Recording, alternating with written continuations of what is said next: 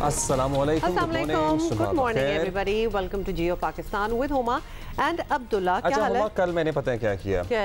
आपको पता ही है हम रोज़ाना कितने दर्जनों लोगों से मिलते हैं। ऑब्वियसली शो पे भी हम 10-12 से तो मुलाकात कर ही लेते हैं एज इन द गेस्ट्स हमारे पास होते हैं, लेकिन अदरवाइज भी you go out to a grocery store, to a medical store, to a दूध वाला, टू अ सब्जी वाला, और मैं लोगों से पूछ रहा था क्या है, और एक जनरल बात होती है सर्वे करना शुरू कर दिया ना। जो मुझे पूछता है आप बताएं कैसे हालात हैं, मैंने कहा जी आपके सामने ही है। लोगों को पता नहीं क्यों लगता है हमारी शक्ल देख के लोग मुल्क के हालात पूछना शुरू हो जाते हैं। मैंने कहा जी आपके सामने ही है। पे होती है। अच्छा, 2 out of 5 people after a very long time said कि नहीं हमें लग रहा है कुछ बेहतरी आएगी, हमें लग रहा है कुछ बेहतर होगा। सो आई वॉज वेरी सरप्राइज्ड कि देखिए ये छोटी छोटी चीज़ें होती हैं but they contribute so much कि लोगों की सोच में मुस्बतपन आपको नज़र आना शुरू हो जाता है ऑन द स्ट्रीट्स। जैसा कि अगर डॉलर किसी को लग रहा है कि काबू में आ रहा है, और एक दुकानदार ने तो ये कहा कि जिस तरह से एक्शन किया जा रहा है पेशावर में, वो सारी मार्केट बंद की गई, डॉलर हमें लग रहा है उम्मीद है कि 300 से नीचे आ जाएगा। And this was a medical store owner, और मुझे बड़ी हैरानी हुई कि कहीं भी इक़दामात उठाए जाएं आपको उनका ट्रिकल डाउन इफेक्ट इतनी जल्दी नज़र आना शुरू हो जाता है अगर ये सिलसिला तसलसल से जारी रहे, इसमें कोई रुकावट ना है, चाहे वो बिजली चोरों के खिलाफ कार्रवाई हो, कुंडे लगाने वालों के खिलाफ कार्रवाई हो, मुकदमे दर्ज करा के उनको भूल ना जाया जाए, उनको मंतकी अंजाम तक पहुंचाया जाए। जो स्मगलर्स हैं, कार्टल्स बने हुए हैं। आपका कहने का मतलब है कि देयर इज होप बेसिकली। जब ये कहते हैं कि जी बेहतरी आ जाएगी या कुछ अरसे में आ जाएगी, और अब जब आप literally people not your friends and family, आप किसी को भी राह चलते कोई या दुकानदार wherever you roam about आप पता करें, तो दैट्स अ गुड फीलिंग। ये तो मुझे बड़ी अच्छी बात लगी। और पता है क्या हमारा ये होता है, मुझे लगता है कि हम एक चीज़ शुरू करते हैं, ऐलानात होते हैं, उसमें बड़ी स्टीम होती है, उसके बाद वो झाग की तरह मामला बैठना शुरू हो जाता है। सो खर्चा हमेशा की तरह इस मरतबा भी ये है कि अभी हम फुटेजेस देख रहे थे, हेडलाइनों में चल रही हैं, आपको पता है जी, जा रहे हैं पेशावर में भी कार्रवाइयाँ हो रही हैं, पंजाब में भी रायबन में कार्रवाई हो रही है, सिंध के शहरों में भी कार्रवाई हो रही है बिजली चोरों के खिलाफ। कुंडे उतार रहे हैं, सब तोड़ रहे हैं। ये कितने दिन चलेगा मामला? लेकिन ये एग्जैक्टली ये चलना बड़ा जरूरी है, क्योंकि अगर आप 1 महीने बाद जाएंगे उन्होंने वही कुंडे दोबारा लगा लिए होंगे, तो वो एक आई वॉश भी होती है कि इस वक्त चूंकि एक वो मुहिम चली हुई है तो उतारने दिए जाएंगे भी, लेकिन ये भी पता है कि कितनी देर तक विजिलेंट रहेंगे और देखते रहेंगे कि वापस लगे कि नहीं। In fact it has happened in the past as well. थोड़ा बहुत क्रैकडाउन पहले भी कभी हुआ ये बात भी तय है, तो ढिठाई से भी लोग बैठे होते हैं कि ये हो जाएगा, this wave will move on और हम वापस आ जाएंगे। ये यकीन होता है लोगों को कि हम चलिए 1 महीना 2 महीने 3 महीने उसके बाद हम अपने दोबारा मामलात पे आ जाएंगे, ज़िंदगी का कारोबार चलना शुरू हो जाएगा। क्योंकि लिख के ले लीजिए, अकेला शहरी अमले की मुआवनत के बगैर नहीं ये काम कर सकता, नहीं कुंडे डाल सकता, नहीं बिजली चोरी कर सकता, जब तक उसको सिस्टम में से किसी की सपोर्ट ना हासिल हो। वहाँ क्या कार्रवाई हुई है? अच्छा लगे या बुरा लगे, लेकिन बड़े बड़े इलाकों में ऐसे मीटर चेकर, ये घर देखिएगा जरा, ये घर देखिए, साइज ऑफ द हाउस देखें, जिसके पास इतने पैसे थे कि उसने इतना बड़ा घर बना लिया, तो बिजली नहीं फराहम करनी थी, मतलब बीच में नहीं पता होगा ना कि एंड में हम जाके कुंडा लगा लेंगे। There are so many people जो कि ये मीटर रीडर्स वगैरह को पैसे देते हैं और मीटर रीडर्स पैसे लेते हैं। We are not obviously discounting all of them और एवरीबडी, लेकिन ऐसा मुबैना तौर पे ऐसा होता है। हम खुद ऐसी चीज़ें सुन भी चुके हैं, हमारे बहुत से जानने वालों के साथ भी ऑफर्स जो हैं, these offers have been made. और बाय द वे अभी तो हम बिजली की बात कर रहे हैं, गैस के हवाले से भी आपको पता है कि लाहौर में गैस जहाँ जिस एरिया से आती है वहाँ बहुत तेज़ गैस आ रही होती है। बाय द टाइम ये दूर दराज के इलाकों में गैस पहुँचती है वो ज़रा हल्की होना स्टार्ट हो जाती है। क्यों? क्योंकि इतनी दफ़ा लोगों ने अपने जनरेटर्स एंड ऑल वो गैस पे चलाए होते हैं, और मीटर रीडर्स जो भी आते हैं उनको पता होता है कि क्या हो रहा है, because they have been paid. ये स्टोरीज तो हमको खुद we know these things happen. अच्छा जी, तो लिहाजा एनीवे इस पे आप अपनी राय, but I like the fact कि ये होपफुल भी है कॉम। आप अपनी राय दीजिएगा जियो पाकिस्तान टीवी पे। अभी हम अच्छा, in the mean time Karachi में क्या हो रहा है जल्दी से हम आपको बताते हैं। But this has to do with women, so बनता ये है कि मैं बताऊं ना। तो पाकिस्तान और साउथ अफ्रीका की खवातीन टीमों के दरमियान 3 मैचेस की सीरीज का पहला मैच आज कराची में हो रहा है, and we would encourage encourage everybody to go and watch it. दोनों टीमों की कप्तानों ने कल वनडे सीरीज की ट्रॉफी रूनुमाई भी की। ट्रॉफी कैसी लग रही है, जल्दी से अब्दुल्ला देख लें आप। I like it. I like like it. Yes, it's Okay, very nice. it's not bad at all. It's elegant, decent and elegant. I would have liked it to be a little bit crystal. मुझे ये जरा चमकता silver ज़्यादा नजर आ रहा है। और is it crystal? नहीं, ऊपर तो क्रिस्टल नहीं है, it is बिल्कुल ही just क्रिस्टल silver. हाँ, सिल्वर ही है।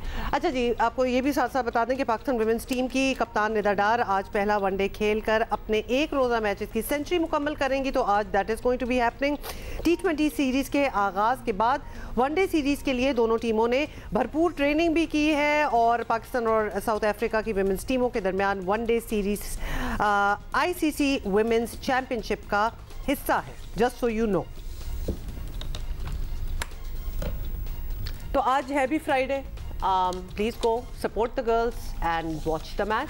हाँ, थोड़ा सा प्लीज ट्रैफिक का प्लान जरा बेहतर कर लेंगे तो बहुत अच्छी बात है। डर लग जाता है ना ये, जब नहीं बेहतर हो जाएगा ना, बहुत अच्छी बात इसलिए क्योंकि पूरी सड़कें कंटेनर लगा के बंद करने की प्लीज ज़रूरत नहीं है। गए वो ज़माने, अल्लाह का शुक्र है बेहतर हालात हैं। आवाम को जीने दें, मैचेस भी होने दें। आपने 1-2 लेन्स बंद करनी है, आप कर लें, साइड में से ट्रैफिक गुजरती रहेगी, जैसे PSL वगैरह के मैचेस में भी कराची में हो रहा था। तो आवाम को भी चाहिए। अच्छा, ये जल्दी से बता दें, 3:30 बजे मैचेस होंगे, मैच स्टार्ट होगा रादर। तो प्लान इट वाइजली, अगर आप जा भी रहे हैं और ज़रूर जाएं तो उसको ज़रा बिफोर टाइम जाएं ताकि एक वो रश और वो पीसफुली सारा कुछ हो जाए। और अच्छा जी, एशिया कप की बात कर लें, पता नहीं बारिश होगी, मैच होंगे। खैर 2 रोज़ के वक्फे के बाद कल से दोबारा मुकाबले शुरू होंगे। टुमारो यानी सैटरडे से सुपर 4 मरहले का दूसरा मैच कल मेज़बान श्रीलंका और बांग्लादेश के दरमियान खेला जाएगा।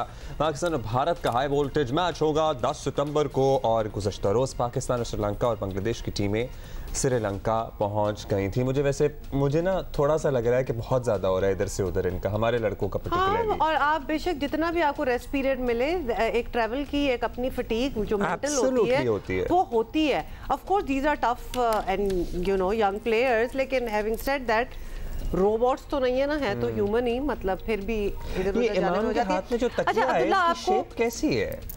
It looks like a spider, like a plus sign वाला तकिया। We know that वो shoulder neck support pillows भी होते हैं, but it looked a little different। अभी आएंगे तो देखिएगा। अच्छा, दिखाएं दोबारा, अभी तकिया देखना है। अभी दोबारा प्ले करें, नहीं कर रहे हैं इस फुटेज को।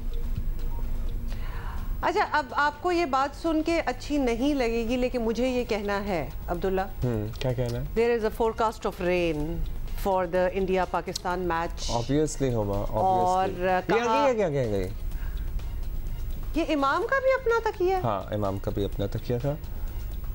ये तो कुछ ऑर्थोपेडिक तकिया टाइप लग रहा है, बैक सपोर्ट भी इसमें लग रहा है, एक सब कुछ ही है उसमें शामिल। पतला। अच्छा, बाय द वे, तो कल आई वाज रीडिंग ऑनलाइन के कुछ ऐसा लग रहा है कि there is a chance, I don't know how much, क्योंकि मुसलसल बारिश हुए चली जा रही है, जाएगी और वही हाल होगा पाकिस्तान इंडिया मैच का जो कि पहले मैच का हुआ था। देखिए स्विमिंग पूल उमड़ आए हैं, पानी पूल से बाहर निकल रहा है। सुहेल इमरान जो हैं उन्होंने हमें फुटेजेस भेजी हैं, the places that the hotels that he's staying, और आपके सामने ही है क्या मंजर है। मतलब it is how it is, क्या कर सकते हैं। I really want to watch एक पाकिस्तान इंडिया मैच होना चाहिए। और अच्छा जी, आज है 8 सितंबर। उसूली और आइनी तौर पर सदर मुमलिकत के ओहदे की मुद्दत आज रात 12 बजे ख़त्म हो रही है और कानूनी माहिरीन के मुताबिक आइन के आर्टिकल 44 के तहत जब तक अगले सदर का इंतखाब नहीं होता मौजूदा सदर ओहदे पर बरकरार रह सकते हैं। लेकिन दूसरा नज़रिया ये भी है कि आरिफ अलवी सदर के ओहदे का सियासी इस्तेमाल उन्होंने किया। मुबैना तौर पर लोगों का इल्ज़ाम है वो अपनी मुद्दत के दौरान मुल्क के आइनी सरबराह कम, PTI के रहनुमा ज़्यादा बने। बहुत से मौक़े वैसे ऐसे आए। हाल ही में सीक्रेट एक्ट कानून पर उन्होंने एक तनाज़ा खड़ा करने की कोशिश की। उससे पहले इलेक्शन के हवाले से सदर अलवी ने चीफ इलेक्शन कमिश्नर को ख़त लिख दिया था, जिसके जवाब में चीफ इलेक्शन कमिश्नर ने न सिर्फ उनसे मिलने से इनकार किया था बल्कि साफ साफ बता दिया था कि इंतखाबात की तारीख देने का इख्तियार सिर्फ इलेक्शन कमीशन के पास है। इसकी तस्दीक वजारत कानून ने भी सदर मुमलिकत को कर दी थी। और जब 9 मई के चेयरमैन PTI को गिरफ्तार किया गया था तो सदर आरिफ अलवी ने गेस्ट गेस्ट हाउस में जाकर उनसे मुलाकात की थी और यहाँ तक कि आर्मी चीफ की तैनाती के मौके पर भी मुजव्वज़ा नाम लेकर सदर अलवी चेयरमैन PTI के पास पहुँच गए थे। अक्सर मुबसरीन कहते हैं कि अलवी साहब की सदर हाउस में 5 साल मुद्दत किसी सूरत मुल्क के आइनी सरबराह के शाया निशान नहीं थी, मतलब क्रिटिक्स का ये कहना है। और अगर आज सदर आरिफ अलवी ओहदा छोड़ देते हैं तो चेयरमैन सेनेट सादिक सिंजरानी उनकी जगह चार्ज संभाल लेंगे and this is how it is. और अगर सदर अलवी अपना काम जारी रखते हैं तो उन पर PTI और उसके कारकुनान की जानिब से इलेक्शन की तारीख देने का दबाव जो है वो मज़ीद बढ़ेगा। और ये बात अलग है कि सदर आरिफ अलवी अगर खुद इलेक्शन की तारीख देते हैं तो ये एक और आइनी बहरान को दावत देगा, जो कि आपको पता ही है। खबरें गर्दिश कर रही थी, इत्तलात थी कि देने वाले हैं, अनाउंस करेंगे। वकला का एक ग्रुप भी उनको सपोर्ट कर रहा है इस मामले में, लेकिन उसके बाद मामला कहीं बैठ गया। अच्छा जी, अभी आगे बढ़ेंगे और उमर चीमा सीनियर सहाफ़ी तज्ज़ियाकार हमारे साथ मौजूद हैं। Umar, thank you for being with us. आज 8 सितंबर है, हमने अभी बताया उसूली आइनी तौर पर इनकी मुद्दत की मुलाजमत की मुद्दत आज ख़त्म हो रही है सदर साहब की। अब माहिरीन ये कहते हैं कि उनके पास रुकने का ऑप्शन भी है, ऐसा नहीं है कि उन्हें जाना ही होगा। फैसला क्या किया गया है, वो रुकेंगे या अलविदा कहा जा रहा है उन्हें? अलविदा हो रहे हैं, लेट्स सी। देखिए, मेरे ख्याल है कि जो इस तरह के अहदे पर मौजूद होता है उसका जाने को तो दिल नहीं करता। और जिस तरह आप बात कर रहे हैं कि उनके पास रुकने का ऑप्शन मौजूद है और इसमें सदर साहब तो जाना चाहते ही नहीं होंगे और इसके अलावा PTI वाले भी ये चाहेंगे। बेशक के PTI वाले उनसे खुश हैं या नाराज़, इस बात से कतई नज़र PTI के मुफाद में है कि उनका एक नुमाइंदा ऐवान सदर में मौजूद है और अगर कोई आवाज़ उनके लिए बुलंद कर सकता है, कोई राब्ते का ज़रिया बन सकता है या कोई ऐसा आर्डीनेंस आ रहा है जिससे उनको कोई नुकसान हो सकता है तो उसको कोई रोक सकता है, कोई किसी किस्म की को मुज़ामत आ सकती है, तो इस तरह के ओहदे पर फायज शख्स एक बेहतर किरदार अदा कर सकता है। तो लिहाजा मुझे नहीं लगता कि सदर साहब को जाने के मूड में भी हैं और उन्होंने तो बल्कि अपनी तनख्वाह बढ़ाने की भी सिफारिश की है। अगर वो रहना चाह रहे होते, अगर वो जाना चाह रहे होते तो वो आने वाले सदर के बारे में तो इतने परेशान ना होते कि उनकी तनख्वाह बढ़नी चाहिए। मैंने तो जिस तरह भी वक्त गुजार लिया है, लेकिन जो मेरे के बाद आएगा उसके लिए कोई बेहतरियाँ हों, ऐसी बात नहीं है। तो अलमुख्तसर ये है कि सदर साहब रुकने जा रहे हैं। हाँ, अगर कोई उन्हें कोई ज़बरदस्ती किसी ने निकालने की कोशिश ना की तो वो नहीं जाएंगे। और दूसरा ये है कि जब और सदर साहब जो है वो बड़ा एक बैन चलने की कोशिश करते हैं, लिहाजा कोई बहुत ज़्यादा कोई उन पर दबाव की भी तवक्को नहीं है। चलिए लेट्स सी कि उधर क्या होता है। लेकिन ये बताइएगा कि डॉक्टर आरिफ अलवी का बतौर सदर पाकिस्तान दौर एक आइडियल दौर नहीं था और ना किसी सदर के लिए तहरीक इंसाफ के रहनुमा के लिए भी इतना कोई ख़ास आई गेस उनके लिए नहीं रहा। लेकिन बड़ी बात यह है कि उन्होंने ये वक्त जो है, ये मुश्किल वक्त जो है वो गुजार ज़रूर लिया। तो क्या ये भी एक कामयाबी नहीं कि 5 साल पूरे कर लिए उन्होंने? इतने तूफान देखे, हाँ, सो मच हैपेंड।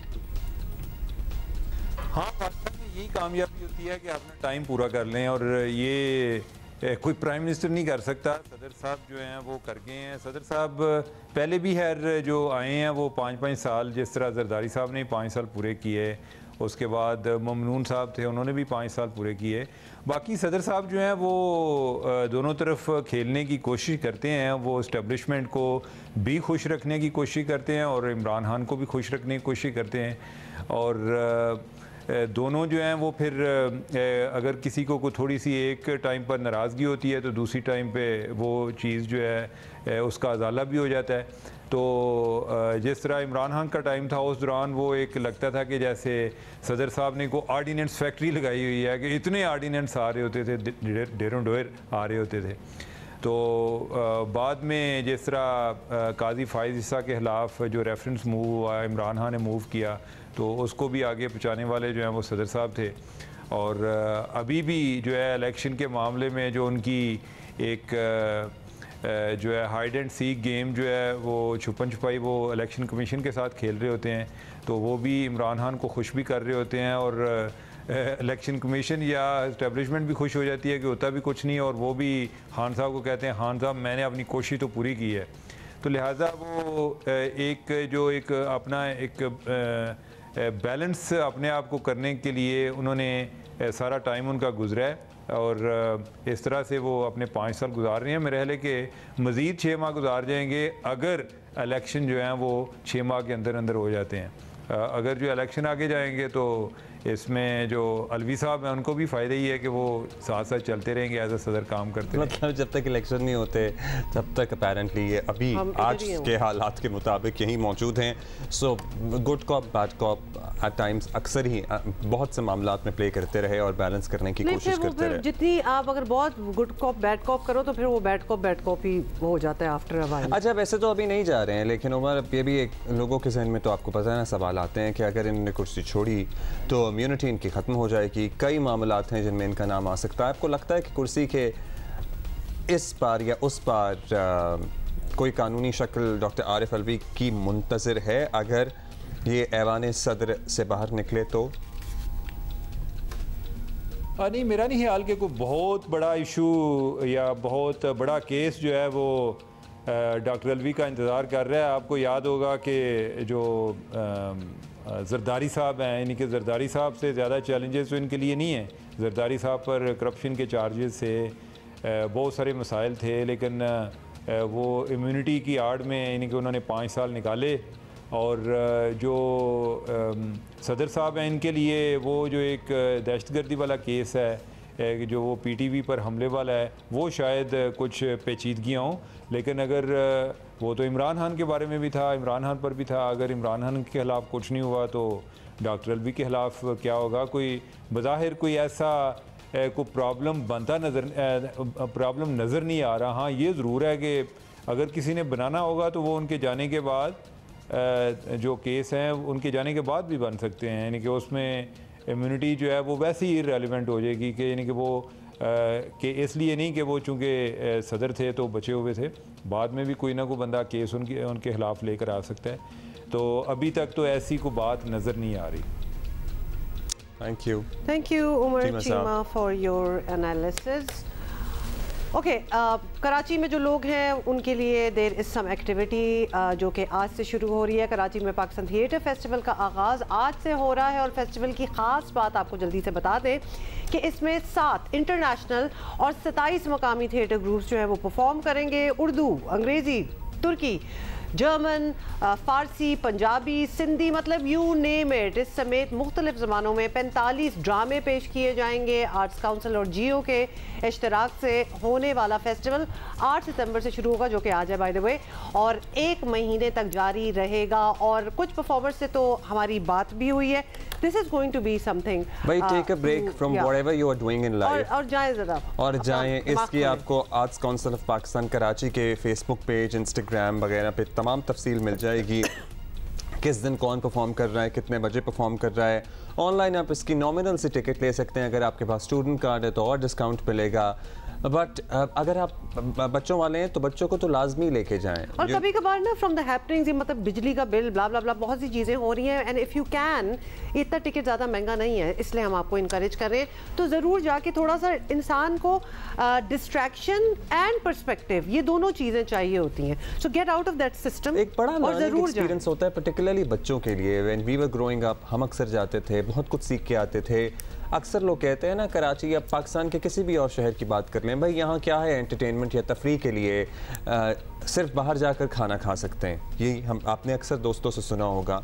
सो हम आपको बता रहे हैं क्योंकि जब और चीज़ें हो रही होती हैं तो आप उसमें जाते नहीं हैं। सो अब ये एक और चीज़ हो रही है, इसलिए आपको लगता है कि सिर्फ बाहर जाके खाना खाना ही वाहिद एंटरटेनमेंट है। सो ये और एक और चीज़ हो रही है, आप जाइए इसमें पार्टिसिपेट कीजिए and then read up on it. कि ऑनलाइन भी इसका पूरा स्केड्यूल है, जो चीज़ आपको अच्छी लग रही है उसमें जाके करें। And there are so many shows to pick from, performances बहुत से हैं, एंड डू एंजॉय दैट। अच्छा जी, आगे। और यूनिफॉर्म्स जो है ना हमेशा बड़े इंस्पायर करते हैं।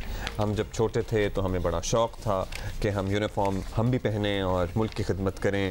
वो मौका तो नहीं मिला यूनिफॉर्म पहनने का, लेकिन मुल्क की खिदमत करने का। आपको वुड यू बिलीव मैंने थोड़ी सी ट्राई की यूनिफॉर्म, बिकॉज मैं अबू की यूनिफॉर्म मतलब पहन लिया करते थे। ऑब्वियसली उसमें हम गुम जाते थे लेकिन कोशिश होती थी, बिकॉज शौक बड़ा था ना वो जज्बा, it makes you feel different. And एक यूनिफॉर्म जो हमेशा स्टैंड आउट करता है out of all the uniforms of our armed forces, वो है नेवी का यूनिफॉर्म, क्योंकि एक तो स्ट्राइकिंग वाइट कलर है, यू नो बड़ा ही जेंटलमैन टाइप लुक हमेशा से and very different, because this colour otherwise you would associate कोई आर्म्ड फोर्सेस की बात हो रही हो तो कोई कैमोफ्लेज, कोई डार्क कोई ऐसी चीज हो, but white is so pristine, so nice and peaceful also. और आज हम ये बात क्यों कर रहे हैं, क्योंकि मुल्क भर में यौम बहरिया आज जोशो जज्बे के साथ मनाया जा रहा है। 8 सितंबर यौम बहरिया हमारी कौमी तारीख का यादगार दिन है, जो पाक बहरिया के सरफरोशों की लाजवाल कुर्बानियों और बहादुरी की याद हमें दिलाता है। हर साल ही हम ट्रिब्यूट पेश करते हैं और इस साल हम कैसे मिस कर सकते थे। ऑपरेशन द्वारका, जो ऑपरेशन सोमनाथ बेसिकली जगह का नाम है, अभी मैंने ज़रा इसके बारे में हमारे जो मेहमान हैं उनसे और तफसील ली है। पाक बहरिया के जहाज़ों ने हिंदुस्तानी बंदरगाह पर हमला करके रेडार स्टेशन तबाह करने के साथ साथ दुश्मन का गुरूर भी खाक में मिला दिया था। एक तो इन जैसे ऑपरेशंस आज के दिन किस तरह से इंस्पायर करते हैं नेवल कैडेट्स को, जवानों को, और आज के दौर के क्या चैलेंजेस हैं, और भी बहुत सी बातें हैं जो हम करेंगे। So let's welcome to our guest. Commander Adil Bajwa is with us, बहुत बहुत शुक्रिया आपने टाइम निकाला है। Lieutenant commander Hafsa Javed is also with us, thank you so much ma'am. और कमांडर आदिल बाजवा जो हैं वो कमांडिंग ऑफिसर भी हैं एक पूरे शिप के, सो ये बात भी हमें तो ये भी हमारे अंदर एक क्यूरियोसिटी और यकीनन आप लोगों के भी होगी, तो हम वो भी बात करेंगे। लेकिन बिल्कुल अब्दुल्ला ने सही कहा। कमांडर साहब, सबसे पहले तो ये आपसे पूछ लेते हैं कि ये रेलेवेंस और how does that operation of that time inspire अस आजकल के दौर में अगर पीछे पास्ट में देखा जाए तो पाक बहरिया के उस वक्त के टाइम में और आजकल के टाइम में टेक्नोलॉजी के एडवांसमेंट आई है, शिप की स्पीड मैन्यूवरेबिलिटी में बहुत ज़्यादा फ़र्क पड़ा है, और एरा बाय एरा टाइम में चेंजिंग आते हुए बहुत सारी चेंजेस आ चुकी हैं। तो लिहाजा अब मैं इसको इस तरह भी देख सकता हूँ कि उस वक्त दी क्वांटिटी जो थी वो मैटर नहीं करती थी, क्योंकि हमारा जो दुश्मन था उसकी तादाद हमसे बहुत ज़्यादा थी। और आजकल के दौर में भी यही रेशो चल रहा है, तो लिहाजा तादाद डजेंट मैटर। तादाद जो है वो जो है ना मैटर नहीं करती, it's the technology, the training and discipline और वो जोश और जज्बा जो कि आज भी हमारे दिलों में ये बसता है कि हमने अपने मुल्क की खातिर मर मिटना है। तो ये अल्लाह तवक्कुल और अल्लाह पर ईमान, ये सारी चीज़ें जो हैं ये एक दुश्मन के ऊपर घात बिठाने के लिए काफ़ी हैं। अच्छा कमांडर साहब, आपसे भी पूछेंगे कि एक चीज़ शुरू होती है, उसके बाद ज़रा स्टीम कम हो जाती है। हम नॉर्मल अपने आम लोगों की बातें कर रहे हैं, आप जैसे लोगों की बातें नहीं कर रहे, मगर कंटिन्यूस प्रोसेस में रहना, अगर जज्बा है तो उस जज्बे को जवान रखना। अगर आप नौजवानों को, कैडेट्स को इंस्पायर कर रहे हैं तो वो इंस्पिरेशन का सिलसिला कभी थमने ना पाए, ताकि वो जो वतन की खातिर मर मिटने का जुनून है ना, वो हमेशा सर पर सवार रहे। ये क्या नेचुरली हो जाता है, माहौल ही ऐसा होता है? खासतौर पे पीस टाइम्स में, हाँ, पीस टाइम्स में तो हम सभी चले, क्या हो रहा है, हम भी तैयार होते हैं ना। वो कैसे होता है, ये कैसे आप लोग मेंटेन करते हैं? बेसिकली हमारे यहाँ जब ट्रेनिंग करवाते हैं तो उसमें मुख्तलिफ़ किस्म के इस तरह के उनको ऑब्स्टिकल्स दिए जाते हैं, उनको डिसिप्लिन टारगेट्स दिए जाते हैं, जिसकी वजह से वो उस लेवल तक पहुँच जाते हैं। क्योंकि उनके अंदर डेफिनेटली जब वो ज्वाइन करते हैं तो वो एक मोटिवेशन तो होती है that they've been given this responsibility, उनके पास एक बहुत बड़ी रिस्पॉन्सिबिलिटी आती है। तो उसको टेकन अप करने के लिए, आगे फिर बढ़ने के लिए हम फिर ट्रेनिंग में इस तरह की डिफरेंट एक्टिविटीज़ रखते हैं कि उनकी मोटिवेशन कंटिन्यूस रहती है। और उसमें डिफरेंट एस्पेक्ट्स हैं, उनमें हम उनको डिफरेंट एक्टिविटीज़ जैसे स्पोर्ट्स भी कराते हैं, उनकी मिलिट्री ट्रेनिंग भी होती है, उनको शूटिंग भी करवाई जाती है, स्विमिंग भी करवाई जाती है, क्योंकि ज़ाहिर है जब वो ट्रेनिंग में आते हैं तो डायरेक्टली तो वो शिप्स पर नहीं जाते हैं। लेकिन तो ये लड़के लड़कियां दोनों कैडेट्स जो होते हैं बिल्कुल सेम होती है या कुछ लड़कियों के लिए आसानी हो जाती है? नहीं, बिल्कुल भी ऐसा नहीं है, क्योंकि आपने दो कि हमारे नेवी में ब्रांचेस ऐसी नहीं हैं जिनमें हम डायरेक्टली शिप्स पर या सबमरीन्स पर डिप्लॉयड नहीं हैं, लेकिन डेफिनेटली जब आपको एक रिस्पॉन्सिबिलिटी दी गई है तो हमें ऑलराउंडर बनाया जाता है और कहीं भी हमें किसी तरह से भी पीछे नहीं रखा जाता। ये सबसे बेस्ट बात है, not only navy but Pakistan army and air force too. हमें इक्वल अपॉर्चुनिटीज़ दी जाती हैं और उसमें हम पैराट्रूपिंग भी करती हैं, हम स्विमिंग भी करती हैं, शूटिंग भी करती हैं, तो मोटिवेशन इक्वल होती है both for man and women. अच्छा बाजू साहब, आपसे पूछेंगे कि चलिए वॉर टाइम्स में तो हमें पता है ना, एक दुश्मन है जिसने हम पे हमला किया है या कर सकता है, तो हमने उससे नवाज़ होना है। आजकल के हालात में या अदरवाइज समंदर के क्या चैलेंजेस हैं जिस पे पाक नेवी नज़र रखती है? मैं यहाँ पे आपको थोड़ा सा ये भी ब्रीफ करना चाहूँगा कि पाकिस्तान बहरिया जो है वो बेसिकली 4 डायमेंशनल फोर्स है, जो कि सतह समंदर पर, ज़ेरे आब, हवा में और साहिली इलाकों में अपनी ड्यूटी सरअंजाम दे रही है। ये ना कि समंदर में अपनी ड्यूटीज़ को परफॉर्म कर रही है और चैलेंजेस दरपेश हैं, और कोस्टल लाइन के ऊपर भी जो चैलेंजेस हैं, जैसे कोस्ट लाइन के ऊपर हमारे पास 3 बड़े मेजर पोर्ट्स हैं, कराची पोर्ट, कासिम पोर्ट और डीप सी पोर्ट गवादर। तो लिहाजा जो सी लाइंस ऑफ कम्युनिकेशन, जो शिप्स हमारे पास तिजारती सामान और ऑयल की फॉर्म में शिप्स को लेकर पाकिस्तान को प्रोवाइड कर रहे हैं, उनकी सिक्योरिटी की जिम्मेदारी जो है वो पाकिस्तान बहरिया के पास है, और वो बहुत ही अच्छे और बेहतर तरीके से ये ड्यूटी सर अंजाम दे रहे हैं। वंडरफुल। और इवन दहशतगर्दी के खिलाफ जो कार्रवाइयाँ हैं उसमें भी लोगों को नहीं इदराक होता, लेकिन पाकिस्तान नेवी के कमांडोज का बड़ा अहम किरदार है। और फिर नेचुरल कैलेमिटीज, मतलब पिछले 1-2 सालों में हमने सैलाब आते देखे हैं, और उसमें इसी तरह जी बिल्कुल, आप बिल्कुल सही बात कर रही हैं। सैलाब के साथ साथ search and rescue operations Pakistan Navy और Pakistan Maritime Security Agency operations conduct कर रही है, डिजास्टर रिलीफ ऑपरेशंस में बढ़ चढ़कर हिस्सा ले रही है। एक बात, जब हम आपसे बातें भी कर रहे थे, अब दुनिया में अगर देखा जाए टेक्नोलॉजी इतनी एडवांस कर गई है कि हम लिटरली कभी कभार, तो आपको पता है सोशल मीडिया पे सब कुछ होता है, तो हम एज लेव मैन भी किसी चीज़ को फॉलो कर रहे होते तो हम कहते हैं कि भाई बात कहाँ से कहाँ पहुँच गई है। क्या हमारी नेवी जो है, ख़ासतौर पे अगर हमारी शिप्स वगैरह की बात करें, क्योंकि आप कमांडिंग ऑफिसर हैं शिप के भी, हम at par with the rest of the world हैं या हम ज़रा बैकग्राउंड में चल रहे हैं अभी? नहीं, अल्हम्दुलिल्लाह, अल्लाह का बड़ा करम है कि we are at the par with the international navies. मैं आपको इसकी एग्जांपल इस तरह दे सकता हूँ कि रिसेंटली अभी हमारे पास शिप्स चाइना से आए हैं जो कि 054 अल्फ़ा हैं, और they have the potent weapons on them, long range surveillance radars, sensors, weapons, sonars, और ये जितनी भी चीज़ें हैं they are at the par with the international navies. और इसके साथ साथ अभी टर्की और पाकिस्तान के इंतराक से हमारे पास मिल्जियम क्लास शिप्स कमीशनड हुए हैं, और रोमानिया से भी नए शिप्स अभी 2 आ चुके हैं और 2 अभी आने हैं।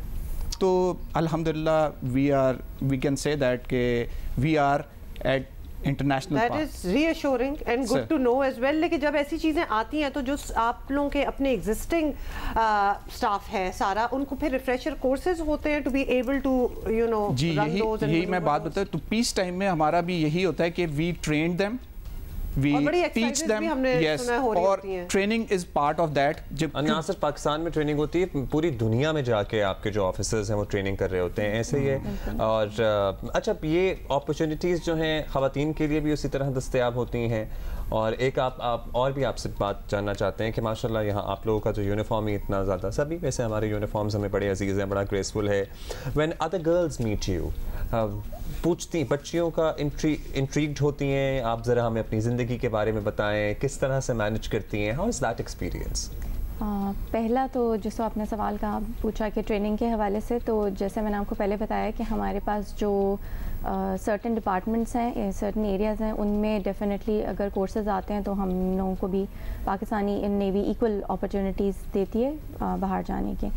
और आपके दूसरे सवाल का जवाब देना चाहूँगी कि येस, हमेशा एक इंस्पिरेशन जब मैं छोटी थी तो मुझे भी थी, when I used to see people wearing uniform. आपकी फैमिली में कोई था? No, I was the first one, so when I joined and now when I stand, so definitely लोग आते हैं, बच्चियाँ छोटी पूछती हैं, and I always encourage definitely कि ज़रूर ज्वाइन करें, क्योंकि हमारे मुल्क में ख़वातीन की एम्पावरमेंट के लिए ये एक बहुत बहुत बड़ी अपॉर्चुनिटी है। एंड नो डाउट कि पाकिस्तान में हर जगह हमें इक्वल अपॉर्चुनिटी दी जाती है, तो पाकिस्तान नेवी में भी इसी तरह ही है। अच्छा मैम ये बताइएगा कि क्या एवेन्यूज़ हैं इन नेवी? अब शिप्स पे तो डिप्लॉय लड़कियां आई गेस आपने बताया अभी कि नहीं होती, लेकिन और कौन से हैं? हमें पता है कि एजुकेशन, और आप भी ऑब्वियसली एजुकेशन से मुंसलिक हैं, एंड मेडिकल साइड, अदरवाइज उसके अलावा? इसके अलावा IT ब्रांच में है, पब्लिक रिलेशंस में है, लॉ में है हमारे पास, और सप्लाई ब्रांच में भी है, लॉजिस्टिक्स में भी हैं। So they are dealing with so many things जो कि सपोर्ट सिस्टम बनाती हैं एक्चुअली। अच्छा, ये बहुत अच्छा है कि आपने बताया, बिकॉज हम खास तौर पे, क्योंकि देखें हमें ऐसा लगता है पाकिस्तान में कभी कभार कि सारे एवेन्यूज़ आदमियों के लिए, लड़कों के लिए तो हैं ही हैं, लेकिन जब खवातीन आती हैं for traditionally those you know fields जहाँ हम आदमियों को ही देखते हैं, तो फिर then we want to get into in depth कि लड़कियाँ किस तरफ रुझान है, कहाँ जा सकती हैं। और आपने काफ़ी मतलब बहुत से एवेन्यूज़ हैं कि आप पाकिस्तान नेवी ज्वाइन कर सकती हैं for all the girls who are watching and of course wear this uniform, जिसकी एक और ही चाम है जिस तरह आप कह रहे हैं। आज के दिन की मुनासिबत से अगर मुख्तसरन आप लोग कुछ कहना चाहें, and then we have to wrap it up।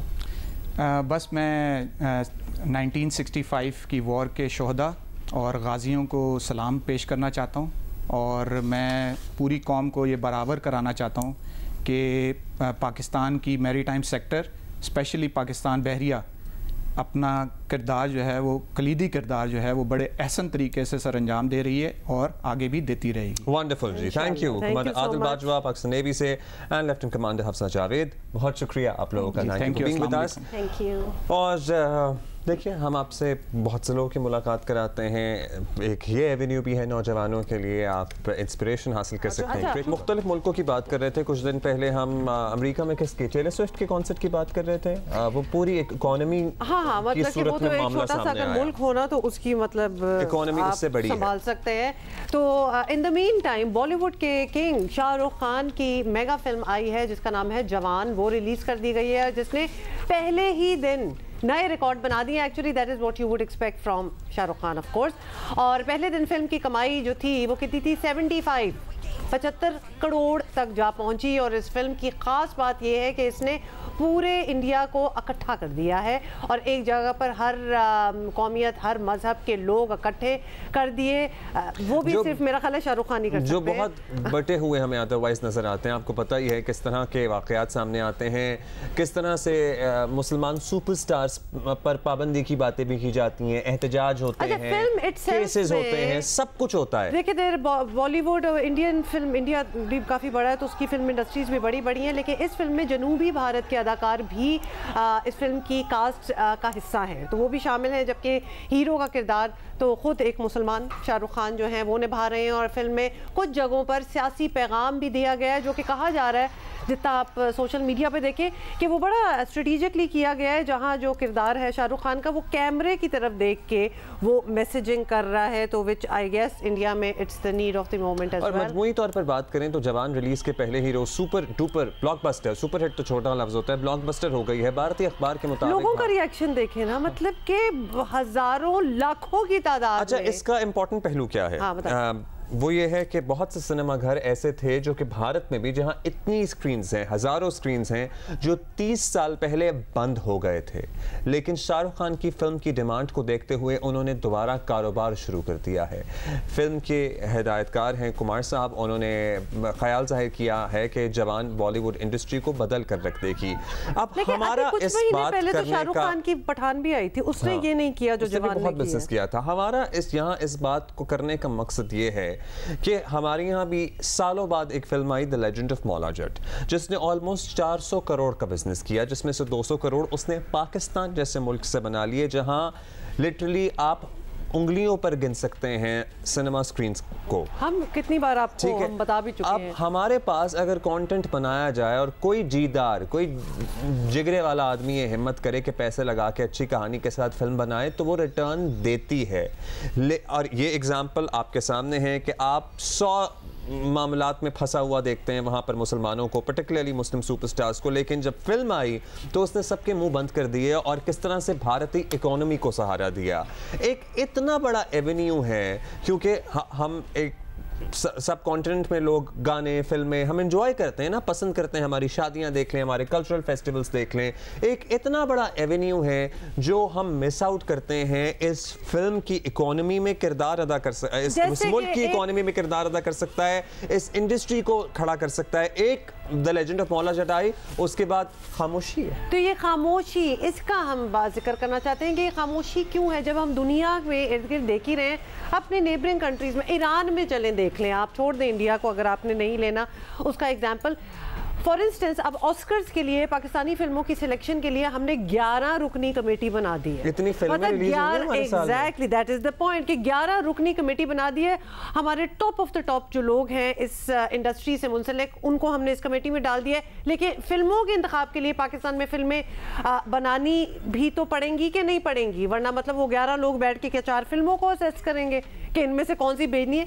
तो we really need to look into it. हमने अपने रिवायती तरीके जो हैं उनको बदलना है एंड वी हैव टू, हमें at par with the rest of the world आना पड़ेगा इस इंडस्ट्री में भी। अब आप ये देखिए, इंडिया की जो बॉलीवुड जिसे कहते हैं या इंडियन फिल्म इंडस्ट्री है, वो किसी से ढकी छुपी नहीं है। उनकी इकोनॉमी को किस तरह सपोर्ट करती है, उनके टैक्स रेवेन्यूज किस तरह है। The richest people in India, you know, few richest are the film superstars. So हम क्या कर सकते हैं? अब ये जो बहस थी ना, particularly the legend of Maula Jatt के बाद ख़त्म हो जानी चाहिए कि हमारे यहाँ तो ऑडियंस नहीं है और फिल्म बनेगी तो इतने रेवेन्यू कहाँ से आएंगे। मतलब आप देखिए इसका एक second, can I just say about the power of films, the power of cinema, कि ये वही शाहरुख खान हैं जिनके अगेंस्ट इतनी कैंपेनिंग आए दिन कुछ ना कुछ होता ही रहता है ना। इंडिया में उनके अपने मुल्क में ये किया जा रहा होता है, लेकिन जब मूवी आई तो पूरा इंडिया गया उनकी मूवी देखने के लिए और उनको पसंद भी आई। तो ये गिविंग इट अ चांस वाली भी बात है। हमारे यहाँ we have a culture of banning things. जब कोई, जिसको कहते हैं ना Abdullah for lack of a better word, पते की चीज़ जब सामने आती है, हमने कितनी फिल्में देखी हैं जो कि आने से पहले हम उनके रशेस देख रहे होते हैं, उनके प्रोमोस देख रहे होते हैं, हम इंतजार कर रहे होते हैं कि कब ये सिनेमा में लगेगी और हम जाके देखें, वो बैन कर दी जाती है फॉर वन रीज़न और अनदर। और फिर वो यूट्यूब वगैरह पे वैसे ही एट अ लॉस उनको रिलीज़ करनी पड़ती है बिकॉज कोई तो देख ले, और फिर हम देख के हमें लगता है they were worthy of the big screen. So इस ऑडियंस में भी पोटेंशियल है, इस मुल्क की इकोनॉमी में इंडस्ट्री किरदार अदा कर सकती है, आपको कितनी जॉब्स दे सकती है। So invest in good films and returns आपने देखे हैं, मिले हैं फिल्मों को। सो अच्छा, लेट्स टॉक क्रिकेट। और आपको बताएं कि एशिया कप के सुपर 4 मरहले का दूसरा मैच कल श्रीलंका और बांग्लादेश के दरमियान कोलंबो में खेला जाएगा। लेकिन ऑब्वियसली आपको पता ही है कि वहाँ के मौसम के तेवर क्या चल रहे हैं आजकल, और 2 रोज से कोलंबो में तेज बारिश का सिलसिला जो है वो जारी है। सो वी डोंट नो कि इस मैच का क्या होगा, जिसकी वजह से भारतीय क्रिकेट टीम का प्रैक्टिस सेशन भी बारिश से मुतासिर हुआ है। खिलाड़ियों ने इंडोर ट्रेनिंग सेशन में हिस्सा लिया। पाकिस्तानी क्रिकेट टीम भी कोलंबो में मौजूद है। पाकिस्तान और भारत के दरमियान सुपर 4 मैच 10 सितंबर बरोज़ इतवार को खेला जाएगा। श्रीलंकन महकमा मौसमियात ने कोलंबो में 10 रोज तक बारिश की पेशगोई कर रखी है। चलो जी, 10 रोज तो अभी 10 days of pakoras and parathas and chai. But no cricket, no cricket at all. मतलब कि पकौड़ा, भाई आपने तो क्रिकेट खेल ली थी, ये चाय पकौड़े चाय तो हमने खाने थे। हाँ, और क्रिकेट देखते हुए हमने अपने घरों में बैठ के खाने थे। मतलब अब हम खाएंगे तो सही, वो नहीं हम छोड़ रहे। हाँ। लेकिन क्रिकेट होगी कि नहीं कुछ पता नहीं। अब एशिया कप के मैचेस मुतासिर सर्टनली इससे होने जा रहे हैं। मोस्ट लाइकली सुपर 4 का एक मैच जीतकर पाकिस्तान इस वक्त टॉप पोजीशन पर है, और ऐसे में ज़रूरी है कि पाकिस्तान दो चीज़ें लाजमी करे। लेकिन बारिश तो बाहर हो रही है ना, लेकिन टीमें अपने प्रैक्टिस कर रही हैं। और ये देख रहे हैं इंडिया की टीम है, ये इंडोर नेट प्रैक्टिस चल रही है क्योंकि they are obviously prepared for anything. कोशिश तो यही होगी और दुआ भी यही होगी कि बारिश अब खत्म होए ताकि हम जाके खेलें। तो अब पता है जय शाह की वजह से सारा कुछ हो रहा है। मुझे लगता है मेरी जिंदगी में अब कोई भी मसला अगर हुआ ना तो मैं उसका इल्जाम जय शाह को दूंगा। हाँ, बस जय शाह को दीजिएगा, हुमा शाह को ना दीजिएगा, क्योंकि आपका कुछ पता नहीं कि घर के नजदीक ही गुस्सा निकाल दे। अच्छा, कुछ शॉट्स दिखा देना इंडियन टीम के। देखिए कुछ भी इस टाइम हो रहा है वो जय शाह की वजह से हो रहा है। कुछ भी अगर आप सोच ले तो वो हम कहेंगे उनकी वजह से हो रहा है। पता है आपस की बात है, ठीक है फाइन, लेकिन ये अब इंडियंस भी कह रहे होंगे कि यार ये क्या फैसले थे यार, मतलब हमने भी तो खेलना था। काफी टफ ट्रेनिंग करते हैं ऐसे। मतलब सारी टफ ट्रेनिंग तो करते ही हैं। अच्छा बस बहुत होगी, थैंक यू। हमारे क्या कर रहे हैं? अगर हमारे पास कोई फुटेज है तो हम वो भी दिखाना चाहेंगे। ट्रेनिंग तो फिर आपको पता है ना कि सारों की चल ही रही होती है। हमारी टीम तो रात में पहुंची है, तो ट्रेनिंग तो आज से होगी अब्दुल्ला, तो हमारी भी इसी तरह ही होती है, कोई ऐसी बात नहीं है। सिंगल आर्म डंबल रो जो है ना वो सबसे फजूल एक्सरसाइज मेरा ख्याल है कि किसी ने इजाद की है। वो जो बैक वाले दिन आपको सिंगल आर्म डंबल रो नहीं करना पड़ता, डंबल से आपको जी बाय द वे वो मैं भी करती हूँ। Why is it so bad? But I just you don't, आप तो कार्डियो भी नहीं करते। मैं बहुत कार्डियो करना शुरू हो गया हूँ। हो गए हो, अच्छा ठीक है, ओके। हम जरा अपनी भी सोच लेना कि हम क्या क्या करते हैं। एनीवे आकिब जावेद हमारे साथ। हाँ जी, थैंक यू आकिब भाई फॉर बीइंग विद अस। आपको पता ही है हम क्या बातें कर रहे हैं। अब पहले सर्टनली बात कर लेते हैं पाकिस्तान की अब तक की परफॉर्मेंस की, जो एशिया कप में अब तक टॉप पर रही है, और फास्ट बॉलर्स ही हमारे हीरो नज़र आए हैं। बतौर फास्ट बॉलर और एक सीनियर कोच, आपको खुशी तो होती होगी कि ये जो अभी जो मौजूद है ना, मतलब दुनिया में इनसे बेहतर कोई नहीं है। ज़बरदस्त परफॉर्मेंस है, और मैं तो इस टूर्नामेंट से पहले ही भी ये कहा था कि ये वो टीम है जो 20 साल बाद मुझे ऐसी बैलेंस टीम नज़र आ रही है। इसकी जो बॉलिंग है वो आप उसको 90 से रिलेट कर सकते हैं। न्यू बॉल बॉलर है, left arm, right arm, then Haris in coming in the middle. और सबसे अच्छी जो चीज़ है जो एज फैक्टर है, अपनी ऐसी एज में है ये टीम जो कि 50 ओवर में जबकि लंबे पूरे दिन का गेम होता है उसके लिए भी आइडियल है। कंपेयर करें आप दूसरी टीमों से तो एज फैक्टर का बहुत फ़र्क है। दूसरा the balance of the side, और तीसरा है आपकी बॉलिंग जो क्वालिटी है। जो हारिस जिस तरह की बॉलिंग कर रहा है, शाहीन जिस तरह से कर रहा है, इवन दो आपका जो नसीम है। सो आई थिंक उसामा मीर को के ऊपर फोकस करें कि उसको किसी तरह बीच में सेटल करें। अच्छा, ओवरऑल आपको लग रहा है कि बैलेंस ही चल रहा है। अब हम मोस्ट इंटरेस्टेड है ना, अब जो हमारा मैच है इंडिया के साथ, तो बारिश ना भी हो तो बादल तो ऑब्वियसली होंगे और एक ओवरकास्ट सिचुएशन तो वहाँ चल ही रही है। तो इस तरह के मैचेस में 4 फास्ट बॉलर्स के साथ जाना चाहिए या 3 फास्ट और बाकी सारे स्पिन ऑप्शंस हों?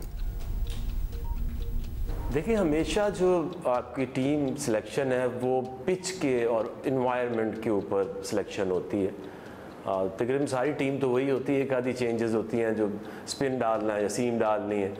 तो अगर क्लाउड्स हैं और बारिश का भी चांस है तो फिर तो डेफिनेटली फ़हीम अशरफ को डालना चाहिए। और अगर बादल हुए तो मैच से पहले ही इंडिया हार जाएगी, जिस तरह से ये 90s में कभी सोच नहीं सकते पाकिस्तान से जीतने का। अच्छा आकिब भाई, अब अगले मैचेस में कोलंबो में आपको पता ही है बारिश की पेशगोई है, ज़िद की वजह से सर्टनली जैसा कि वहीं हमें खेलने पड़ रहे हैं जहां खेल का चांस कम है, बारिश ज़्यादा है। तो क्या ऐसी जगह इंजरी का चांस भी ज़्यादा होता है? अगर आउटफील्ड गीला है, स्लिप होने का डर होता है, खिलाड़ी ज़रा और मोहतात रहें? देखिए जी, भारत का जोर है और वो चलाते हैं अपना, क्योंकि दम्बोला एक ऑप्शन आई थी और जहाँ अभी कैंडी में मैचेस हुए वो दोनों जगहों पे बॉल मूव होता है।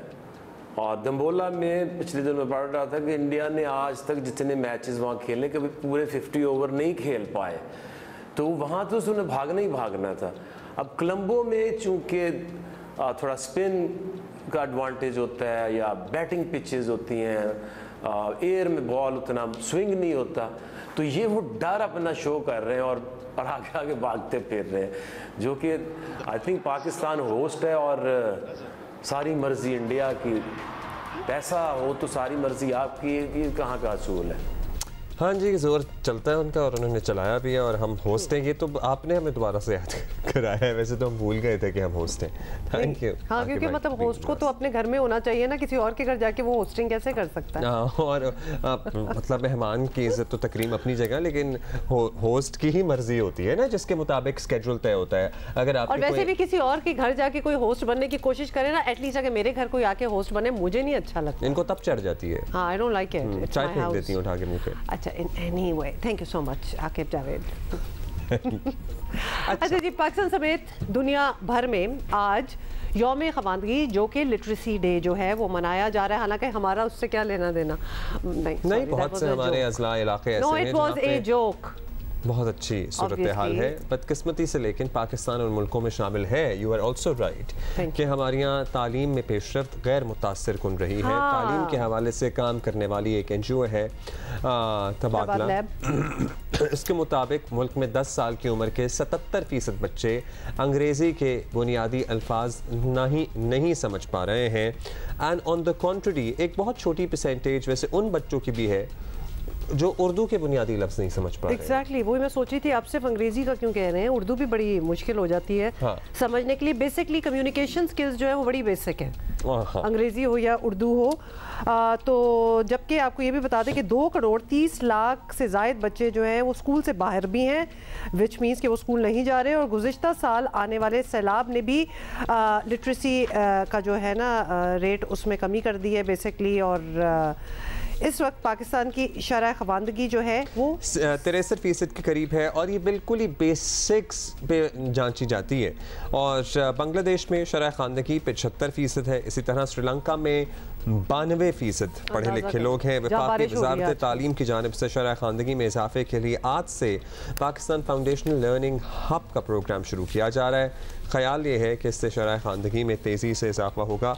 लेट्स सी कि ये ख्याल किस तरह से पूरा होता है। वसीम अजमल चौधरी साहब हमारे साथ हैं, Secretary Ministry of Federal Education. Waseem साहब, thank you so much for taking out the time for us. अब हम खित्ते में इर्द गिर्द जब देखते हैं ना परसेंटेजेस ऑफ लिटरेसी रेट, तो हमें थोड़ी सी शर्मिंदगी भी होती है और थोड़ा सा गुस्सा भी चढ़ता है कि ये वो एवेन्यू था जिस पे हमारी सारी रिसोर्सेज अगर लगी होती हैं तो शायद आज हमारा वो हाल ना होता जो है। आप obviously trying to change the perspective Pakistan foundational learning hub के थ्रू, ये क्या है इसके बारे में बताइए।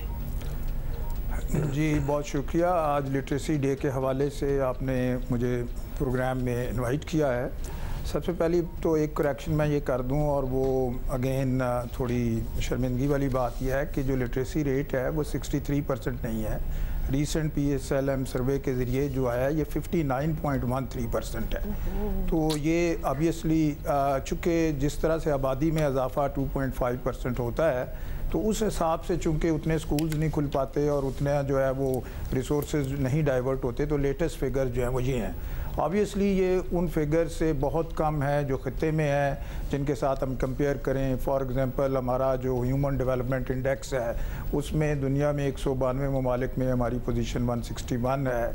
अगर हम अपना ह्यूमन कैपिटल इंडेक्स देखें तो हमारे बच्चे जो हैं जब पास आउट होते हैं तो वो सिर्फ अपना 41% ऑफ पोटेंशियल जो है वो रियलाइज़ कर पाते हैं। तो इस हवाले से एक्चुअली इसका जो बैकग्राउंड है वो ये है कि दुनिया भर में और हमारे यहाँ भी जब स्कूल पैंडेमिक्स की वजह से बंद होते हैं या डिज़ास्टर्स की वजह से बंद होते हैं तो वो जो गैप आता है उसकी वजह से एक लर्निंग क्राइसिस क्रिएट हो जाता है। अगरचे हमारे यहाँ ये लर्निंग क्राइसिस पहले से मौजूद है कि हमारे सिर्फ 10 में से 8 बच्चे ही एक सिंपल उर्दू टेक्स्ट समझ सकते थे, लेकिन पैंडेमिक के बाद ये एक्चुअली और बढ़ गया है। तो इसको लर्निंग पावर्टी का नाम दिया जाता है। ये 75 से 79% हो गई है।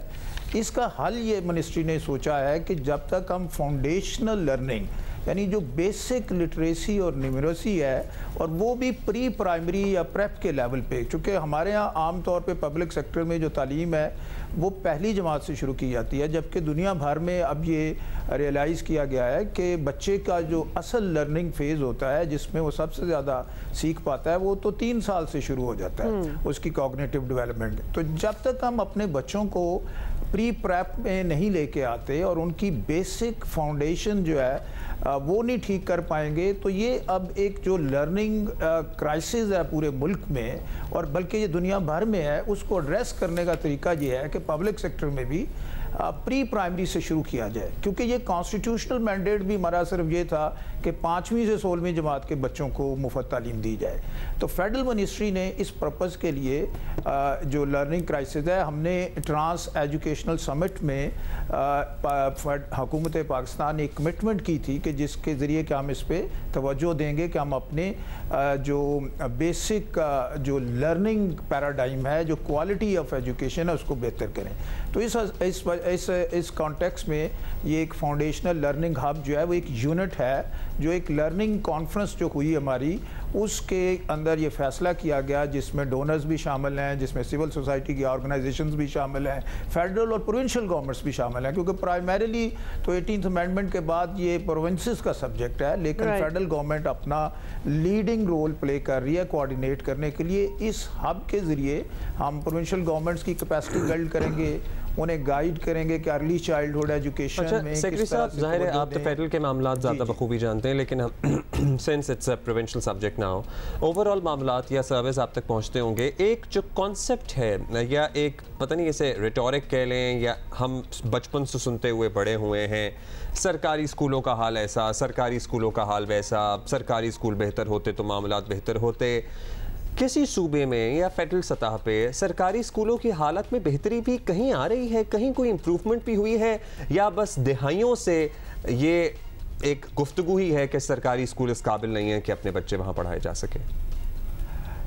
नहीं, देखिए जी, बहुत अच्छे असातिज़ा भी हैं, बहुत अच्छे सरकारी स्कूल्स भी हैं, लेकिन ओवरऑल चूँकि हमारी इम्प्रूवमेंट इसलिए नहीं हो पाई कि अगर आप ये देखें कि तमाम सूबाई हुकूमतें और फेडरल हुकूमतें मिला के भी सिर्फ 1.7% ऑफ GDP जो है वो तालीम पे खर्च करते हैं, जबकि जितनी इंटरनेशनल रिकमेंडेशन है और जब हम खत्ते में अपना मुकाबला करते हैं, जिस हवाले से हमारे फिगर्स लो हैं, श्रीलंका को देखें, बांग्लादेश को देखें, तो वहाँ कम से कम 4 से 6% ऑफ GDP जो है वो तालीम पे खर्च किया जाता है। तो इतनी लो स्पेंडिंग के साथ जो है वो सरकारी स्कूलों में अगर आप देखें तो बेसिक जो है वो फैसिलिटीज़ की कमी होती है। इसके अलावा वहाँ टीचर्स ट्रेनिंग के ऊपर हम उतने रिसोर्सेज नहीं लगा सकते। आजकल चूँकि टेक्नोलॉजी का दौर है, तो बहुत सारी जो क्वालिटी लर्निंग है वो टेक्नोलॉजी के ज़रिए होती है।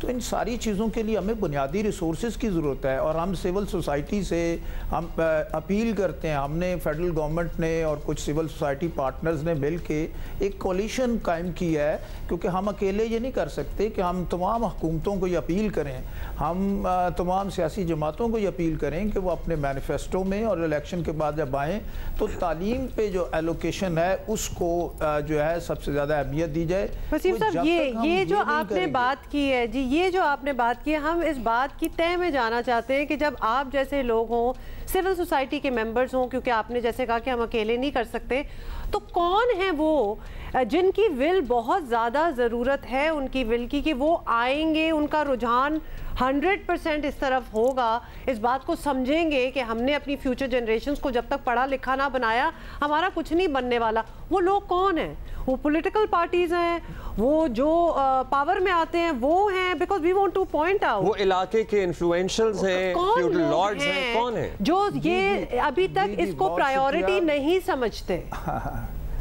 जी, आपका बहुत शुक्रिया, आपने बड़ा वैलिड सवाल पूछा है। एक्चुअली ये उन हलकों में जहाँ इलेक्शन होते हैं ये वहाँ के अवाम हैं बेसिकली, और इसमें मीडिया और सिविल सोसाइटी बड़ा अहम किरदार अदा कर सकते हैं कि जब सियासतदान उनके पास वोट लेने के लिए आते हैं तो उन इलाके के लोगों को, उनके वालिदैन को पूछना चाहिए कि आपने हमारे स्कूल में क्या दिया है, आपने हमारे कॉलेज में क्या दिया है। हमारे स्कूल के अंदर, गर्ल्स स्कूल के अंदर 4 दीवारियाँ नहीं हैं, या टॉयलेट्स नहीं है, या टीचर्स की ट्रेनिंग नहीं है, टीचर्स सिरे से ही मौजूद नहीं है।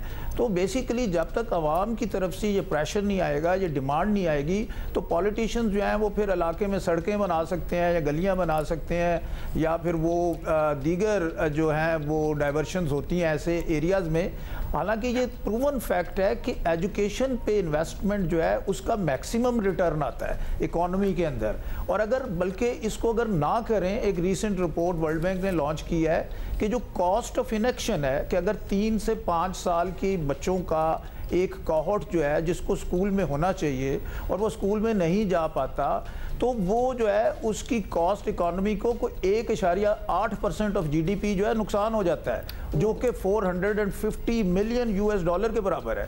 तो हम नुकसान ज़्यादा कर रहे हैं लोकेशन ना करके। तो इसमें हमारी अपील है वालिदैन से, जो मीडिया से, सिविल सोसाइटी से, कि पॉलिटिशियंस, अभी आगे इलेक्शन होने वाले हैं, कि वो इस बात पे एम्फेसाइज करें कि तालीम के ऊपर 4 से 6% बजट जो है वो लाजमी खर्च किया जाए।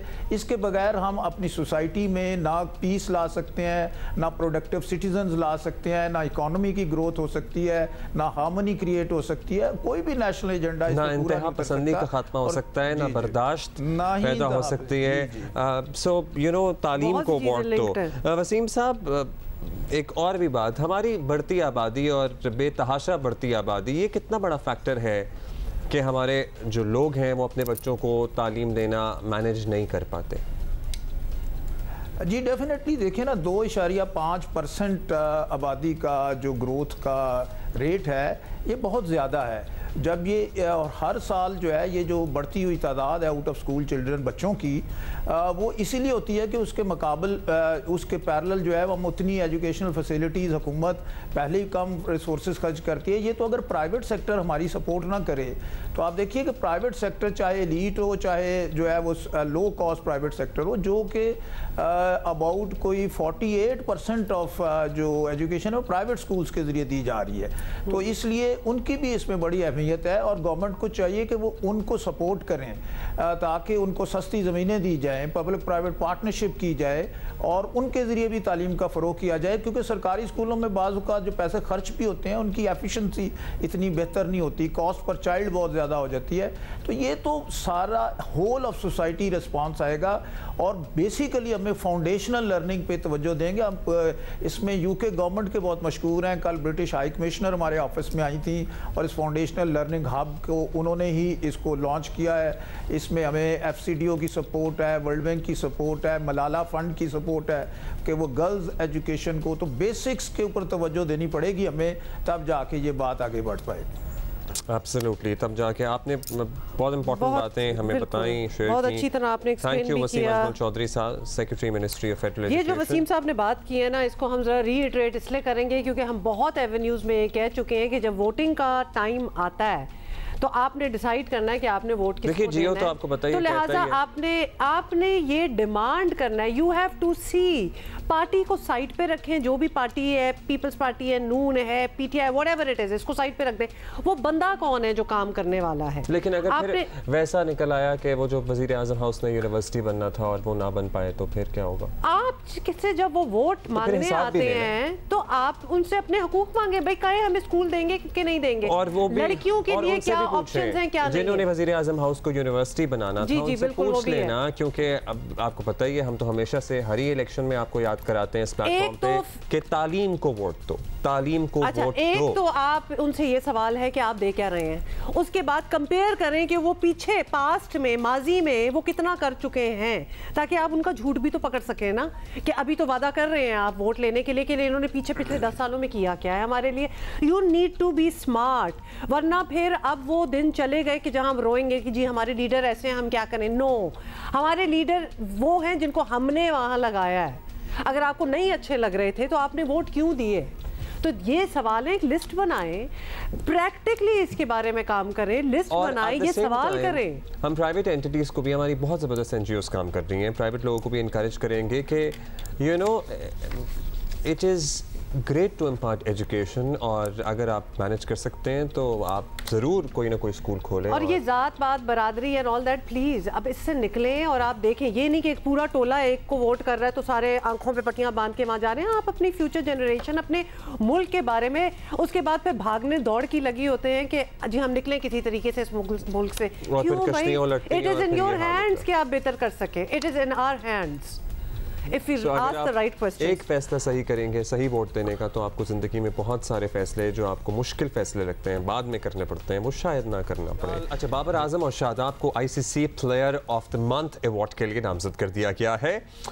What less did we expect? मतलब ये होना ही है, ये होता रहता है। दोनों खिलाड़ियों को अफगानिस्तान से सीरीज और नेपाल के खिलाफ एशिया कप मैच की कारकर्दगी पर नामजद किया गया है। एशिया कप में नेपाल के खिलाफ बाबर आजम ने 131 गेंदों पर 151 रन की इनिंग खेली। शादाब खान ने इस मैच में 6.4 ओवर्स में 27 रन देकर 4 खिलाड़ियों को पवेलियन लौटाया था। अवार्ड मिलने की सूरत में बाबर तीसरी मरतबा अवार्ड जीतेंगे। So this is the third time that he would win. Inshallah, he would certainly win this award. अच्छा, फिर उसमें ये होता है ना कि हमें पता होता है, we expect this from our players, और ख़ास तौर पे अल्हम्दुलिल्लाह टच वुड कि क्या परफॉर्मेंस आजकल जा रही है, तो it doesn't surprise, it makes us happy, but it's not surprising obviously. These are the best choices out there. तो यस, अच्छा जी, बिजली बचत के आपको पता है नित नए तरीके और स्कीमें भी आज स्कीमें हम कहते हैं क्योंकि अमल इन पे कम होता है। मुल्क भर में मार्केटें और कारोबार मगरिब तक बंद करने की तजवीज़ दोबारा गर्दिश में है। हर कुछ अरसे बाद वैसे ये बाज़कश जो है ना वो हम सुनते हैं, लेकिन फिर रात कई वाला मामला होता है, एहतजाज होता है, पता नहीं क्या कुछ होता है, ताजिर बरादरी हुकूमत की एक नहीं चलने देती। ये है सीन इस मरतबा। वज़ारत तवानाई के ज़राए का कहना है कि तजवीज़ पर 1 अक्टूबर से 15 फरवरी तक अमल दरामद का इम्कान है। अब ये सब कुछ सारी चीज़ें जो है ना आर्बिट्रेरी हैं, अभी हुई नहीं है। तो फैसले पर जी अमल दरामद से रोज़ाना 1500 मेगावाट से ज़ायद बिजली की बचत हो सकती है और होगी अगर ये हो गया। वज़ारत तवानाई के ज़राए का कहना है कि तजवीज़ पर सूबाई हुकूमतों को अमल करने का कहा जाएगा और बिजली बहरान पर काबू पाने के लिए कानून साजी का मुसव्वदा भी तैयार किया जा रहा है। बेसिकली अभी कितना इफ्स एंड बट्स हैं इसमें bye the way. Chambers of federation of commerce और ताजर तंजीमों से मुशावरत जारी है। FPCCI के सदर इरफान इकबाल शेख ने भी हमारे प्रोग्राम में कारोबार जल्द बंद करने पर नीम रजामंदी से जाहिर की थी। बाय द वे वो किस तरह की रजामंदी थी उस वक्त भी हम हैरान थे। 10 बजे चले 9 बजे, ये सुन लें आप। मतलब सोचें, मेरा ख्याल है देखें जी, लोग जो है ना वो चाहते हैं कि 10 बजे का टाइम हो जाए, वो इस चीज़ पे ज़्यादा मुतफिक है। मेरा अपना ख्याल है कि 9 बजे पे भी आ जाएंगे, सुबह 9 बजे खुले और रात को 9 बजे बंद हो जाए बिजनेस, तो लोग इस पे रजामंद हो जाएंगे। तो वो कहते हैं कि लोग किस तरह मानेंगे, लेकिन ऑनेस्टली लोग मान जाएंगे। जब बंद होगी दुकान तो लोगों ने करना क्या है, तो आप माने तो बात बनती है। तो लिहाजा अपनी रजामंदी पहले दिखा दें। इन एनी केस आपको ये बता दें कि ये पहला मौका नहीं, माजी की हुकूमतें भी बिजली की बचत के लिए दुकानें जल्द बंद कराने के अहकामात जो हैं वो कहती नहीं है, मतलब दे चुकी हैं, लेकिन बदकिस्मती से इन फैसलों पर कभी अमल नहीं हुआ। वक्त आ गया है कि ताजिर सूरज की रोशनी इस्तेमाल करने और दुकानें जल्द बंद करने से मुताल्लिक कुछ सोच लें। अब थोड़ा सा जल्दी उठने की कोशिश कर लें। हमें पता है कि आपका रूटीन बन गया है हमारा, हम नहीं खोलते। अच्छा, उसके बाद जस्ट ऑब्वियसली आवाम को चुप भी तो खामोश भी तो कराना होता है, क्योंकि टेंशन तो हो रही होती है। तो उसमें से कुछ लोग होते हैं इन लीडरशिप्स में से, वो कहते हैं फिर कि ये जी तरीके हैं, इस तरह हम बचा सकते हैं बिजली और ये दुकानें बंद कराओ। और फिर टॉप लीडरशिप आती है और फिर वो कहती है नहीं, ऐसा नहीं होगा। इन द पास्ट हमने देखा है, हमने कॉल आउट भी किया है ऑन आवर शो, इसलिए अब कितना डिफरेंट कोई काम हो सकता है, लेट्स सी। अतीक मीर साहब सदर कराची ताजर इत्तेहाद हमारे साथ मौजूद हैं। मीर साहब, मुल्क में आपको पता ही है बिजली का बहुत बड़ा मसला है, इसके हल की जानिब अहम तरीन कदम है बिजली की बचत। तजवीज़ सामने आई है एक मरतबा फिर सर कि मार्केटें मगरिब के वक्त बंद कर देनी चाहिए, जैसा कि पूरी दुनिया में होता है। तो सर क्या प्लान है आप लोगों का? देखिए, ताजिरों ने जब भी जल्द बंद कर देने की मुखालफत की है और तादेर कारोबार जारी रखने पर मुसिर रहे, उसकी वजह सिर्फ यही थी कि दिन के औकात में लोड शेडिंग पे काबू पाया जाए। क्योंकि तमाम दिन खुसूसन ये गर्मियों के दिनों में हम बिजली की आंख मचोली भुगतते रहें और फिर सर शाम बंद कर दें, ये नाकाबिल अमल बात है, नाकाबिल कबूल बात है। हुकूमत मुशावरत के साथ इसका ऐलान करे ताकि माजी की तरह ये फैसला फिर ना किसी इंतशार का शिकार हो, फिर कोई तनाज़ा ना हो। लिहाजा जल्द बंद कर देना कोई बुराई की बात नहीं है, लेकिन इसे एक सिस्टम के साथ होना चाहिए जिसमें दिन के औकात में लोड शेडिंग 0 होनी चाहिए। ओके फाइन, आप बता दें। मतलब लिटरली फिर हम यही बात कर सकते हैं ना कि मगरिब का वक्त अगर काबिले अमल नहीं तो फिर कोई काबिले अमल टाइम टेबल लोड शेडिंग भी सर 0 हो जाएगी जब बिजली की बचत होगी तो होगी ना। वो तो यही है ना कि पहले अंडा या मुर्गी वाला लिटरली ये सवाल लग रहा है सीरियसली, क्योंकि ये तो ऑब्वियसली मुमकिन नहीं है कि आजकल जिस तरह काम चल रहा है वैसा चलता रहे। This is not possible any more, it's not working out. Middle ground क्या हो सकती है, आप बताएं। देखिए, जो दिन छोटे हो रहे हैं, सर्द मौसम भी करीब है, तो मगरिब चूँकि अर्ली होगी 6 और 7 के बीच में, अब भी मगरिब का वक्त कराची में हो जाता है, तो ये वैसे भी बहुत अर्ली है। मैं समझता हूँ कि 8 और 9 बजे इस पर अगर गौर कर लिया जाए तो काबिल अमल हो सकता है। सो 8 बजे के ऊपर 8 बजे पे चलिए 8 बजे पे भी काबिल अमल हो सकता है, लेकिन आप मान गए हैं। आई वंडर के और लोग मानेंगे और लोग इस पे अमल करेंगे। और ये तो कोइंसिडेंस है कि हम इस मौसम में इसकी बात कर रहे हैं। एक सेकेंड, वरना हम हर मौसम में ये बचत करने की हम बात करते हैं। जब डे लाइट सेविंग आवर्स की बात करते हैं वो तब किसी और वजह से नहीं मानी जाती। अब सर्दियाँ आ जाएंगी तो ऑब्वियसली दिन छोटे हो जाएंगे, इस वजह से नहीं। सॉरी बहाने। अच्छा सर, एक और इशू है जिस पे जीरो टॉलरेंस अब होने जा रही है और वो है बिजली चोरी का। और वैसे ऑल्दो डोमेस्टिक चोरी ज़्यादा है बिजली की, लेकिन फिर भी कमर्शियल चोरी भी है। बताया गया है कि एक्शन होगा, सख्त होगा। तो सर आपको लगता है कि अगर किसी पे हाथ डाला गया फिर ताजर एहतजाज करेंगे इस मामले पे? देखिए, बिजली चोरी की हिमायत तो कोई भी नहीं करता। एक मैं समझता हूँ कि किसी भी सेहतमंद मुआशरे में लफ्ज़ चोरी एक लानत है। अब बिजली चोरी के असरात चूँकि वो लोग जो सार्फिन हैं, जो बिल देते हैं, ये तमाम तर उन्हें भुगतना पड़ते हैं। लिहाजा मैं सख्त तरीन मुखालिफ हूँ कि बिजली चोरी की कोई हिमायत करे, बल्कि इनके ख़िलाफ़ सख्त तरीन क्रैकडाउन होना चाहिए। और बिजली चोरी महज ये कच्ची बस्तियों में और कुंडों तक महदूद ना रहे। ख़ुद जो बिजली के इदारों में सार्फिन के ख़िलाफ़ चोरी होती है ओवर बिलिंग करके, और इसे जो इजाफी यूनिट्स चार्ज किए जाते हैं, इस पर भी क्रैकडाउन होना चाहिए। मुझे यकीन है कि इसमें दो मसले हल हो जाएंगे। बिजली की बचत भी होगी और ये जो शोर है कि लोगों को ज़्यादा बिल्स आते हैं, ज़्यादा यूनिट उनसे वसूल किए जाते हैं, यकीनी तौर पर इस पर मुस्बत असर पड़ेगा। बहुत शुक्रिया आपका मीर साहब। एंड क्यों कोई आइडिया तो खास नहीं आया 8 बजे पर। वैसे अगर वाकई कहीं 8 बजे पे भी मुझे लगता है कि रजामंदी आ जाए, अक्रॉस द कंट्री रजामंदी आ जाए, तो भी एक अचीवमेंट होगी। 8 बजे बंद, 9 बजे बंद को छोड़ दो, सुबह जल्दी क्यों नहीं खुल सकते? मुझे आज ये समझाएं। कल मैं आपको बात बताता हूँ। एक दुकान थी लिटरली DHA के इलाके में, ये जो होम डेकोर के पीस, डेकोरेशन पीसेस की दुकान थी। Okay fine. फिर 11:20 पे रात को उस दुकान के खुलने का क्या तुक है? कौन आ रहा है? Why would somebody go and shop an accessory for their home at 11:20 at night? It doesn't matter who will come or not. हमने खाना पूरी करनी है कि हमने इतना खोलना था ना, तो हम सुबह तो खोलने नहीं वाले। तो दोपहर को हमने 12 बजे खोला तो रात को 12 बजे तक तो चलेंगे ना। What is this? और फिर ऑब्वियसली उन लोगों को भी कंपेल करना कि अगर किसी ने लेना हो जो कि सुबह 10 बजे आ सकता था, लेकिन आप खुले नहीं थे, तो हम रात के 10 बजे आएंगे और शायद आए शायद ना आए। ये कितने बजे मार्केट बंद होगी is not as important as कितने बजे मार्केट खुलेगी। खोल लेंगे सुबह तो ऑब्वियसली रातों को 12 बजे तक कोई नहीं बैठ सकेगा, आपको पहले बंद करना ही पड़ेगा। आपकी फैमिली लाइफ भी बहुत बेहतर होगी unless you don't want to go home. That I think is a point. Nobody wants to go home. मतलब इसकी इतनी ज़्यादा चीज़ें बेहतर हो सकती हैं।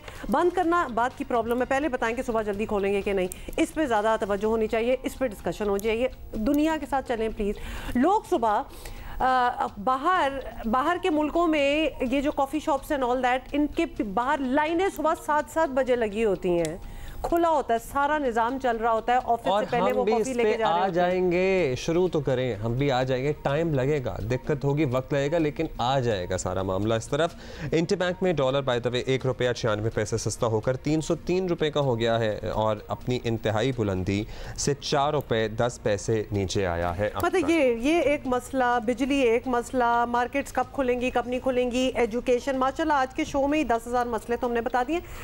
कब नहीं बताती हैं मसले, लेकिन आपका तो कोई हाल ही नहीं। लेकिन बाबर और शादाब को ICC player of the month के लिए नामजद किया गया है, उनको अवार्ड मिलेगा, वो अच्छी खबर है।